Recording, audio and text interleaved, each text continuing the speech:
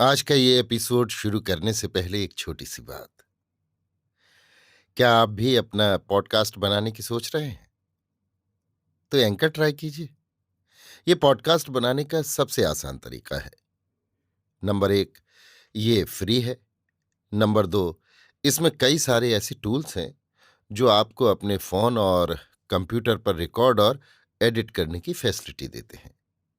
Number तीन, आप अपने पॉडकास्ट को डिस्ट्रीब्यूट भी कर सकते हैं, जिससे इसे स्पॉटिफाई और दूसरे प्लेटफॉर्म पर सुना जा सके। तो डाउनलोड कीजिए फ्री एंकर ऐप या विजिट कीजिए anchor.fm पर अपना पॉडकास्ट स्टार्ट करने के लिए। ये तो थी एक छोटी सी जानकारी, और अब शुरू करते हैं एपिसोड का सिलसिला। तो आज के एपिसोड में लीजिए सुनिए रविन्द्रनाथ टैगोर के लिखे उपन्यास चोखेर बाली के हिंदी अनुवाद आंख की किरकिरी का भाग 21, मेरी यानी समीर गोस्वामी की आवाज में। महेंद्र के घर में आते ही उसका मुंह देखकर आशा के मन का संपूर्ण संशय क्षणभंगुर कोहरे की तरह क्षण भर में दूर हो गया। अपनी चिट्ठियों की बात याद करके महेंद्र के आगे आशा मानो अपना मुंह ही नहीं उठा सकी। महेंद्र ने मीठी भर्त्सना के साथ कहा, इस तरह लांछन सा लगाते हुए तुमने मुझे ऐसी उल्हाना भरी चिट्ठियां लिखी कैसे? कहते हुए उसने अपनी जेब में से तीनों चिट्ठियां निकाल ली। आशा ने व्याकुल होकर कहा, मैं तुम्हारे पैरों पड़ती हूं, इन्हें तुम फाड़ फेंको। और महेंद्र के हाथ से चिट्ठियां लेने के लिए वो छीना झपटी करने लगी। महेंद्र ने उसे रोकते हुए चिट्ठियां जेब में रख ली और बोला, मैं तो पढ़ाई की सुविधा के लिए गया और तुमने कुछ और ही समझ लिया, मुझ पर संदेह किया। आशा की आंखें भर आईं। उसने कहा, अब की बार तुम मुझे माफ कर दो, अब मुझसे ऐसा कसूर कभी नहीं होगा। महेंद्र ने कहा, कभी नहीं? आशा ने कहा, कभी नहीं। तब महेंद्र ने आशा को अपनी तरफ खींचकर उसकी भोली सूरत पर एक चुंबन जड़ दिया। आशा ने कहा, चिट्ठियां मुझे दो, फाड़ फेंकू। महेंद्र ने कहा, नहीं, रहने दो। आशा विनय के साथ सोचने लगी, मेरे कसूर की सजा के तौर पर चिट्ठियां इन्होंने अपने पास रख ली हैं। इन चिट्ठियों के मामले में विनोदनी से आशा का मन जरा कुछ फिर सा गया। पति के आगमन संवाद को लेकर वो सखी के पास आनंद प्रकट करने नहीं गई, बल्कि उससे कुछ बची बची ही रही। विनोदनी भी इस बात को ताड़ गई और कामकाज के बहाने इन लोगों से दूर ही दूर रहने लगी। महेंद्र ने सोचा, ये तो बड़ी विचित्र बात है। मैंने तो सोचा था कि अब की बार विनोदनी खास तौर से मेरे सामने आएगी, किंतु हुआ उल्टा। तो फिर उन चिट्ठियों के मानी क्या हुए? महेंद्र ने अपने मन को इस बात के लिए काफी मजबूत कर लिया था कि वो नारी हृदय का रहस्य जानने की कतई कोशिश नहीं करेगा। उसने सोचा था, विनोदनी अगर पास आने की कोशिश करेगी भी तो मैं दूर रहूंगा। किंतु आज मन ही मन बोला, नहीं, ये तो ठीक नहीं हो रहा। ऐसा लगता है मानो हम लोगों में सचमुच ही कोई विकार आ गया हो। विनोदनी के साथ सहज स्वाभाविक ढंग से बातचीत, हंसी मजाक और आमोद प्रमोद करके इस संशयाच्छन्न उमस की सी स्थिति को खत्म कर देना ही चाहिए। महेंद्र ने आशा से कहा, अब तो मालूम होता है मैं ही तुम्हारी सहेली की आंख की किरकिरी बन गया हूं। आजकल उनके तो दर्शन ही दुर्लभ हो गए हैं। आशा ने उदासीनता से उत्तर दिया, मालूम नहीं उसे क्या हो गया है। इतने में राजलक्ष्मी चली आई और रुंधे हुए गले से बोली, विपिन की बहू ने तो जाने की ही ठान ली है, मानती ही नहीं। महेंद्र ने अपने चकित भाव को संभालते हुए कहा, क्यों मां? राजलक्ष्मी ने कहा, मालूम नहीं क्या बात है, अब की तो वो जाने के लिए मेरे पीछे ही पड़ गई है। तू तो किसी की खातिर करना जानता ही नहीं। भले घर की लड़की पराए घर पड़ी है, उसे अपना समझकर अपनाया नहीं जाए तो वो रहेगी क्यों? विनोदनी अपने सोने के कमरे में बैठी बिछौने की चादर सी रही थी। महेंद्र ने पहुंचते ही पुकारा, किरकिरी। विनोदनी संयत होकर बैठ गई। बोली, क्या है महेंद्र बाबू? महेंद्र ने कहा, ये क्या महेंद्र, अब बाबू कब से हो गया? विनोदनी ने सिलाई की तरफ नत दृष्टि रखकर कहा, तो फिर आपसे क्या कहा करूं? महेंद्र ने कहा, अपनी सखी को जो कहती आई हो, आंख की किरकिरी। विनोदिनी ने पहले की तरह मजाक में इसका कोई उत्तर नहीं दिया, अपनी चादर सीने में ही लगी रही। महेंद्र ने कहा, मालूम होता है सखी के साथ पक्का सच्चा संबंध हो गया है। इसी से अब उस नाम से दूसरे से सखापा नहीं जोड़ते बनता। विनोदिनी ने जरा ठहर कर दांत से बचा हुआ सिलाई का डोरा काटते हुए कहा, सो मैं क्या जानूं, आप ही जाने। इतना कहकर उसने और सब उत्तरों को दबाते हुए गंभीर मुंह से कहा, कॉलेज की मेस से अचानक लौट कैसे आए? महेंद्र ने कहा, सिर्फ मुर्दे चीरकर और कितने दिन काट सकता था। विनोदिनी ने फिर दांत से सूत काटा और मुंह बगैर उठाए ही कहा, अब शायद जिंदों की जरूरत है। महेंद्र ने तय किया था कि आज वो विनोदिनी के साथ अत्यंत सहज स्वाभाविक भाव से हास्य परिहास और उत्तर प्रत्युत्तर करके बातचीत का अच्छा सिलसिला जमा लेगा, किंतु विनोदिनी की तरफ से ऐसा एक गांभीर्य का भार उस पर हावी हो गया कि कोई हल्का जवाब जी जान से कोशिश करने पर भी उसकी जबान पर नहीं आया। विनोदिनी आज कैसा तो एक तरह का कठिन दूरत्व रखती हुई चल रही है, ये देखकर महेंद्र का मन बड़े वेग के साथ उसकी तरफ बढ़ने लगा।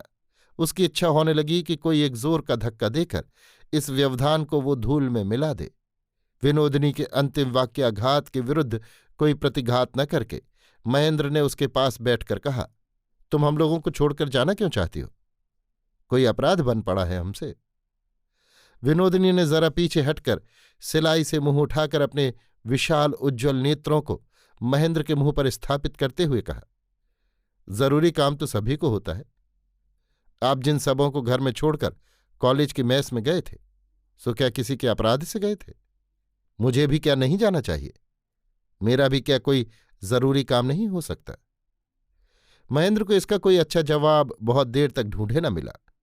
कुछ देर ठहर कर उसने पूछा, तुम्हें ऐसा क्या जरूरी काम आ पड़ा कि बिना गए बने ही नहीं?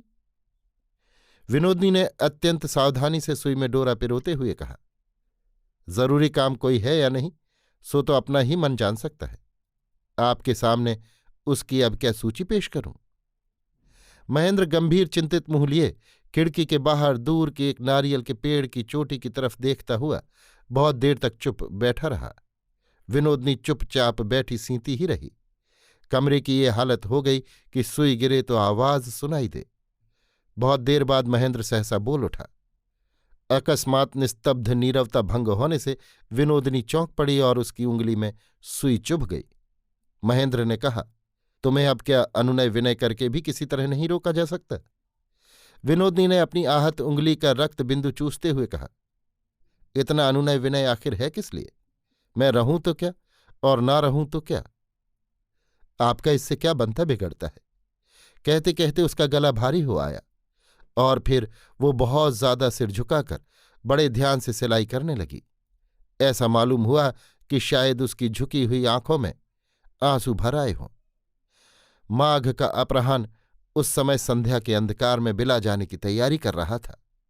महेंद्र ने उसी क्षण विनोदिनी का हाथ पकड़कर गदगद कंठ से कहा, यदि उससे मेरा बनता बिगड़ता हो तो तुम रह जाओगी। विनोदिनी जल्दी से हाथ छुड़ाकर पीछे हट गई। महेंद्र का भावावेग का नशा छूट गया। अपने अंतिम शब्द गहरे व्यंग्य की तरह उसके अपने ही कानों में बार बार प्रतिध्वनित होने लगे। अपनी अपराधनी जीभ को उसने दांतों से काट लिया। उसके बाद रसना उसकी चुप हो गई।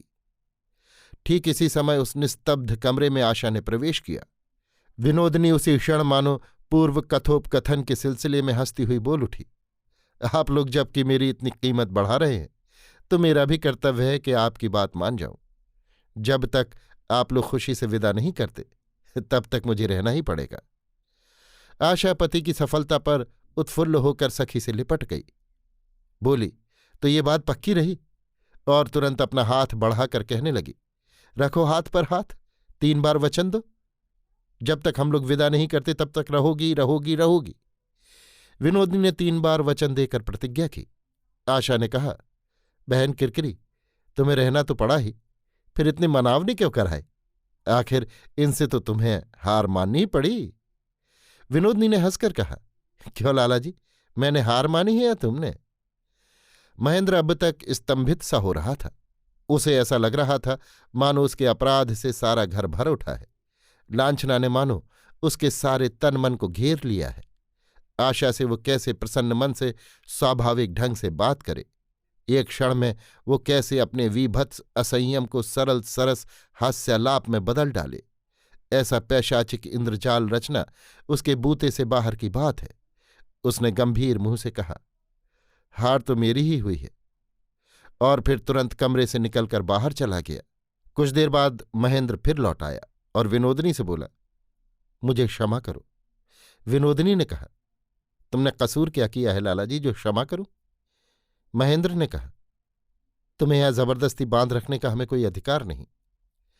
विनोदनी ने हंसते हुए कहा, जबरदस्ती की कब? मैंने तो नहीं देखी। प्रेम से अच्छी तरह ही तो रहने के लिए कहा है, इसका नाम जबरदस्ती थोड़े ही है। बताओ तो बहन किरकिरी, जबरदस्ती और प्रेम क्या एक ही चीज हुई?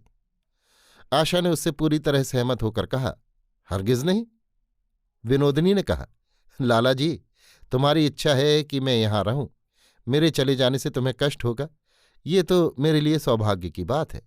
क्यों बहन किरकिरी, संसार में ऐसे सहृदय कितने मिलते हैं, और किसी तरह ऐसे व्यथा में व्यथित और सुख में सुखी होने वाला मित्र सौभाग्य से मिल ही जाए तो मैं भला उसे छोड़ने के लिए क्यों व्यस्त होने लगी। आशा अपने पति को झेप कर निरुत्तर रहते देख जरा कुछ व्यथित चित्त से बोली, तुम्हारे साथ बातों में कौन जीत सकता है बहन, उन्होंने तो हार मान ही ली है, अब तुम तो जरा चुप रहो। महेंद्र फिर तेजी से बाहर चला गया।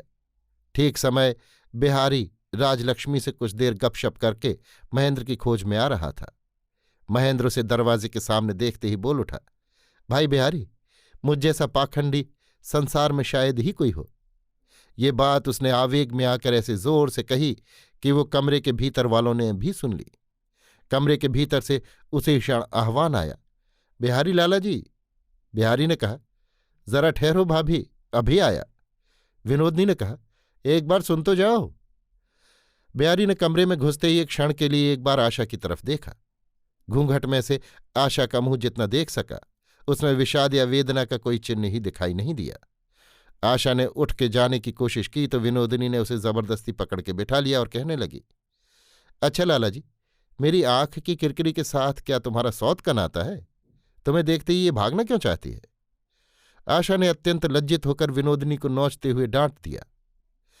बिहारी ने हंसते हुए जवाब दिया, विधाता ने मुझे वैसा सुंदर नहीं बनाया ना, इसी से। विनोदिनी बोली, देख लिया किरकिरी, बिहारी लाला जी भी बचाकर बात करना जानते हैं। तेरी रुचि को दोष न देकर विधाता पर मढ़ दिया दोष, मगर लक्ष्मण जैसा ऐसा सुलक्षण देवर पाकर भी तेने उसकी कदर नहीं जानी। तेरा भाग्य ही खराब है। बिहारी ने कहा, इससे अगर तुम्हें मुझ पर दया आती हो भाभी जी, तो फिर मुझे अफसोस ही किस बात का। विनोदिनी ने कहा, समुद्र तो सामने पड़ा है, फिर भी मेघ की धारा के बिना चातक की प्यास क्यों नहीं बुझती? आशा को पकड़ के नहीं रखा जा सका। वो जबरदस्ती विनोदिनी से अपना हाथ छुड़ाकर चली गई। बिहारी भी जाना चाहता था। इतने में विनोदिनी बोल उठी, लाला जी, महेंद्र बाबू को हो क्या गया है, बता सकते हो? सुनकर बिहारी ठिठक कर खड़ा हो गया। बोला, सो तो मैं नहीं जानता, कुछ हुआ है क्या? विनोदिनी ने कहा, क्या मालूम लाला जी, मुझे तो लक्षण कुछ अच्छे नहीं दिखाई देते। बिहारी उद्विग्न होकर चौकी पर बैठ गया और बात को खुलासा सुनने के लिए व्यग्र भाव से विनोदिनी के मुंह की तरफ देखने लगा। विनोदिनी कोई बात न कहकर मन लगाकर अपना चादर सीने लगी। कुछ देर प्रतीक्षा करने के बाद बिहारी ने कहा, मयन भैया के विषय में कोई खास बात तुम्हारे लक्ष्य में आई है क्या? विनोदिनी ने अत्यंत साधारण भाव से कहा, क्या मालूम लाला जी, मुझे तो कुछ अच्छा नहीं मालूम हो रहा। मुझे अपनी आंख की किरकिरी के लिए बड़ी चिंता हो रही है। इतना कहकर उसने एक लंबी सांस ली और चादर रखकर जाने के लिए उठ खड़ी हुई। बिहारी व्यग्रता के साथ कह उठा, भाभी जरा बैठो। विनोदिनी ने कमरे के सब दरवाजे जंगले खोलकर लैंप की बत्ती जरा ऊंची कर दी और सिलाई का चादर लेकर अपने बिछौने पर दूर कोने में जाकर बैठ गई। बोली, लाला जी, मैं तो हमेशा यहां रहूंगी नहीं, पर मेरे चले जाने पर मेरी आंख की किरकिरी पर तुम जरा निगाह रखना, वह असुखी न हो। इतना कहकर मानो उसने अपने हृदयोच्छ्वास को रोकने के लिए दूसरी तरफ मुंह फेर लिया। बिहारी बोल उठा, भाभी, तुम्हें यहां रहना ही होगा। संसार में तुम्हारा अपना कहने को कोई नहीं। इस सरला बालिका के सुख दुख की रक्षा का भार तुम ले लो। तुम इसे छोड़कर चली जाओगी तो मुझे तो फिर कोई उपाय ही नहीं दिखता। विनोदनी बोली, लाला जी, तुम तो संसार की रीत जानते हो। यहां मैं हमेशा कैसे रह सकती हूं? लोग क्या कहेंगे? बिहारी ने कहा, लोग जो कहें सो कहते रहें, तुम उधर कान ही मत दो। तुम देवी हो, असहाय बालिका की संसार के निष्ठुर आघातों से रक्षा करना तुम्हारे ही उपयुक्त काम है। भाभी, मैंने तुम्हें पहले नहीं पहचाना था, इसके लिए मुझे क्षमा करना। मैंने भी संकीर्ण हृदय साधारण नीच लोगों की तरह तुम्हारे संबंध में अपने मन में नीच धारणा को स्थान दिया था, और एक बार तो ऐसा भी समझ लिया था कि तुम आशा के सुख से ईर्ष्या कर रही हो और चाहती हो, किंतु उस बात को जीभ से उच्चारण करना भी पाप है। उसके बाद मुझे तुम्हारे देवी हृदय का परिचय मिला और तुम पर गंभीर भक्ति हो गई मेरी। इसी से आज तुम्हारे आगे अपने समस्त अपराध स्वीकार किए बिना मुझसे रहा नहीं गया। विनोदनी का सारा शरीर पुलकित हो उठा। यद्यपि वो छलना कर रही थी तो भी बिहारी के इस भक्ति उपहार को मिथ्या समझकर वो अपने मन में भी उसे लौटा न सकी। ऐसी चीज उसे कभी भी किसी से नहीं मिली। क्षण भर के लिए उसे ऐसा लगा कि मानो वो वास्तव में पवित्र है, उन्नत है, और आशा के प्रति एक प्रकार की अनिर्देश दया से उसकी आंखों से आंसू गिरने लगे। उन आंसुओं को उसने बिहारी से छिपाया नहीं। उस अश्रुधारा ने विनोदनी में ऐसा एक मोह उत्पन्न कर दिया कि जिससे वो स्वयं अपने आगे अपने को पूजनीय समझने लगी। विनोदनी को आंसू गिराते देख बिहारी अपने आंसू रोकने के लिए उठकर महेंद्र के कमरे में चला गया। महेंद्र ने सहसा अपने को पाखंडी क्यों घोषित किया, बिहारी को इसका कोई तात्पर्य ढूंढे नहीं मिला। ऊपर महेंद्र के कमरे में जाकर उसने देखा, महेंद्र नहीं है। मालूम हुआ कि वो बाहर घूमने गया है। पहले महेंद्र बिना कारण कभी भी घर छोड़कर बाहर नहीं जाता था। सुपरिचित आदमी और सुपरिचित घर के बाहर जाने में महेंद्र को अत्यंत क्लांति और पीड़ा अनुभव होती थी। बिहारी अपने मन में उधेड़बुन करता हुआ अपने घर चला गया। विनोदनी ने आशा को अपने कमरे में ले जाकर उसे छाती से लगाकर आंखों में आंसू भरकर कहा, बहन किरकिरी, मैं बड़ी अभागिन हूं, मैं बड़ी कुलक्षणी हूं। आशा ने व्यथित होकर उसे अपने बाहुपाश में बांध लिया और स्नेहार्द कंठ से कहा, क्यों बहन, ऐसी बात क्यों कर रही हो? विनोदनी रोदनोच्छ्वसित शिशु की तरह आशा की छाती में अपना मुंह रखकर बोली, मैं जहां भी रहूंगी वहां सिर्फ बुरा ही बुरा होगा। छोड़ दे बहन, मुझे छोड़ दे, मुझे अपने जंगल में जाकर रहने दे। आशा ने विनोदनी की ठोड़ी से हाथ लगाकर उसका मुंह ऊपर उठाते हुए कहा, मेरी लक्ष्मी बहन है ना, ऐसी बात मुंह से न निकाल। तेरे बिना मैं नहीं रह सकती। मुझे छोड़ जाने की बात तेरे मन में आई कैसे? इतने में अकस्मात बिहारी आ गया। महेंद्र से जब उसकी भेंट नहीं हुई तो उसने सोचा कि किसी बहाने से विनोदनी के पास जाकर महेंद्र और आशा के बीच पैदा होने वाली आशंका के विषय में कुछ जानकारी हासिल कर ली जाए तो अच्छा। और वो विनोदनी से इस बात का अनुरोध करने के लिए कि महेंद्र को वे कल सवेरे उसके घर जरूर भेज दें, वहीं खाना पीना होगा, सीधा उसके कमरे में चला आया। बिहारी के मुंह से विनोदा भाभी निकला ही था कि उसने सहसा लैंप के उजाले में बाहर से ही देखा, दोनों सखियां आलिंगनबद्ध हैं और दोनों की आंखों में आंसू चमक रहे हैं। देखते ही वो ठिठक कर खड़ा हो गया।